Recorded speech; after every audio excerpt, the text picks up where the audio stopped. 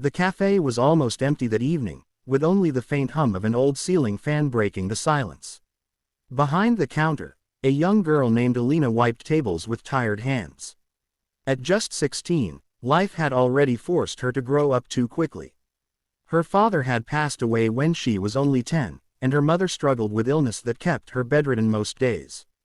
Alina worked odd jobs, cleaning, serving tea, running errands, just to buy food and medicine.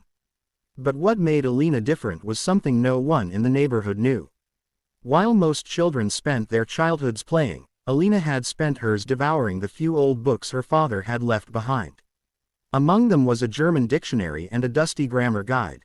Her father, who once dreamed of working abroad, had tried learning the language himself. After his death, those books became Alina's greatest treasure. She taught herself late at night, whispering words in the dark, pronouncing each letter until her tongue learned the rhythm of the language. One rainy afternoon, fate walked into the cafe in the form of Mr. Richard Keller, a well-known CEO visiting the city for a business meeting. Tall, sharply dressed, with an air of authority, he ordered a simple cup of tea and sat by the window. He was known for being strict and no-nonsense, the kind of man who didn't waste time on small talk. To everyone else, he looked untouchable, yet there was a certain weariness in his eyes that only the observant could notice. As Alina served him, his phone began to ring on the table. He was distracted with papers and signaled for her to hand it to him. But in that exact moment, the call connected. A deep male voice on the other end spoke rapidly in German. Out of instinct, Alina responded. Ja, einen Moment bitte, she said softly, asking the caller to wait. The CEO froze. Slowly, he turned his head, disbelief written across his face. Here was a poor, raggedly dressed girl, clearly from a struggling background, yet she spoke German with surprising fluency. Do you understand what he said, Mr. Keller asked in astonishment. Alina's cheeks burned. She nodded timidly and explained, he asked if you're ready for the meeting tomorrow morning.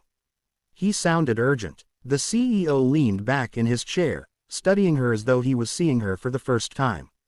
For a man who dealt with thousands of employees and professionals, it was rare to be caught off guard. But this young girl had just shattered his expectations in the simplest of ways. Where did you learn German? He asked. She hesitated, then told him about her father's books, about her late-night practice, about how language became her escape from the hardships around her. Her voice cracked slightly when she mentioned her mother's illness, but she tried to remain composed. For the next half hour, Mr. Keller forgot about his files, his emails, and even his tea. He listened, genuinely listened, to Alina's story. In her resilience, he saw something money couldn't buy, courage born from struggle. But life had taught Alina not to trust easily. When the CEO offered to test her skills with a few sentences in German, she nervously translated every word correctly. Her heart raced, wondering if this moment was just a dream. The very next day, Mr. Keller returned. This time, he didn't come alone. He brought his assistant and a briefcase filled with documents. He asked Alina to translate a live business call in German to English. Her hands trembled, but as the conversation began, her fear melted into focus. Word by word, she bridged two worlds together. When the call ended, silence filled the cafe once again. Then came the words that would change her life. Alina, I want you to work with me. She almost dropped the tray in her hands. Work with you. But I have no degree, no experience. You have something rarer, Mr.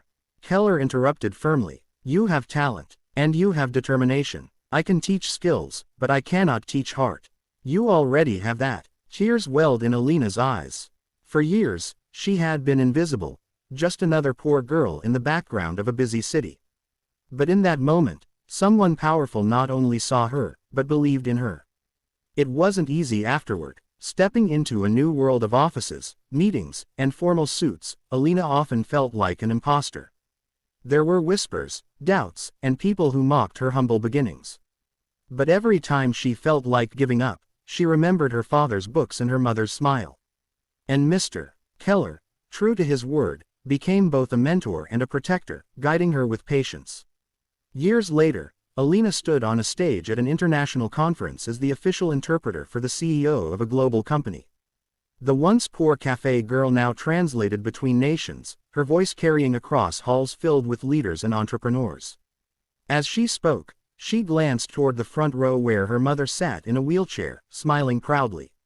Mr. Keller sat beside her, his eyes shining with the quiet pride of a man who had seen potential when no one else did.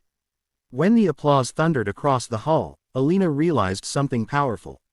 Sometimes, one small moment, one simple phone call, can change the course of a life forever. And so, her story became more than just about poverty or struggle.